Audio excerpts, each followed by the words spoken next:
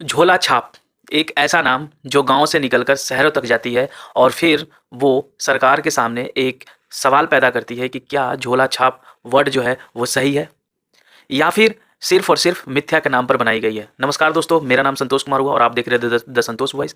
मैं आज एक बहुत ही अच्छी बातें बताना चाहता हूँ और शायद बहुत सारे लोग होंगे जो हमारी बातों से एग्री करेंगे और बहुत सारे ऐसे लोग होंगे जो डिसएग्री करेंगे। हम वो दोनों पहलू पर बात करेंगे।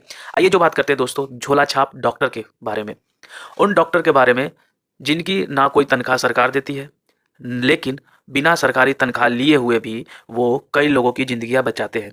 कभी-कभी ऐसा भी होता है कि उन ज़िंदगियों को बचाने के चक्कर में कुछ ऐसी चीज़ें हो जाती है जो उन पर केस हो जाते हैं। लेकिन कभी-कभी ऐसे भी केसेस देखने को मिली है कि वो उन ज़िंदगियों को बचा नहीं पाते हैं बट अपने तरफ से एफर्ट 100% लगाते हैं। लेकिन यहाँ पर ये भी होगा, सवाल उठेंगे कि क्या उनकी मान्यता सरकार दी है या फिर वो बिना मान्यता के दिए हुए भी वो काम कर रहे हैं।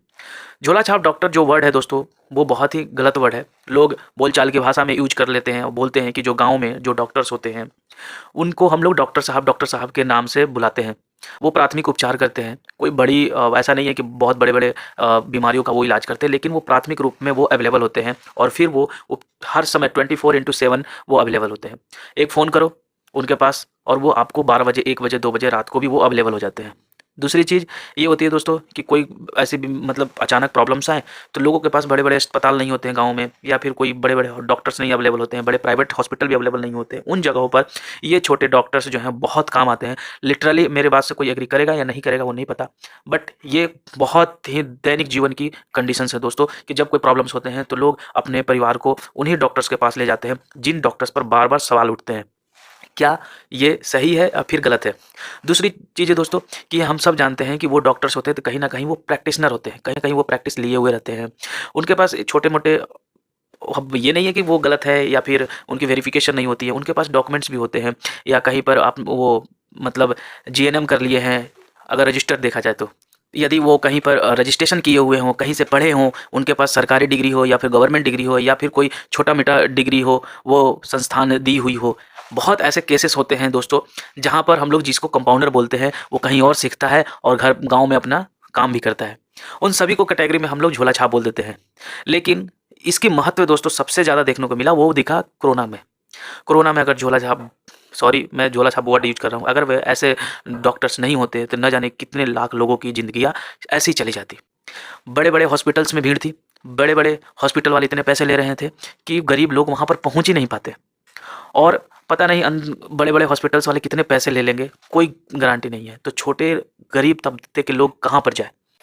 बड़े-बड़े हॉस्पिटल्स में जाएँगे, वो नहीं। सरकारी हॉस्पिटल हर जगह अवेलेबल है नहीं, अगर है तो काफ़ी दूर है और दूर है तो उनको जाने में ही दम टूट जाएगी। ऐसे कंडीशंस में सरकार को क्या ऐसी व्यवस्था नहीं लानी चाहिए कि जो डॉक्टर्स, जो झोला छाप डॉक्टर्स बोलते हैं, उनकी एक परख करे, उनको भी एक सर्टिफ़िकेशन दिया जाए, एक प्राथमिक उपचार के रूप में कि आप देख सकते हो इस कंडीशन तक। अगर आपको नहीं समझ में आए तो फिर आप इसको ट्रांसफ़र कर सकते हैं।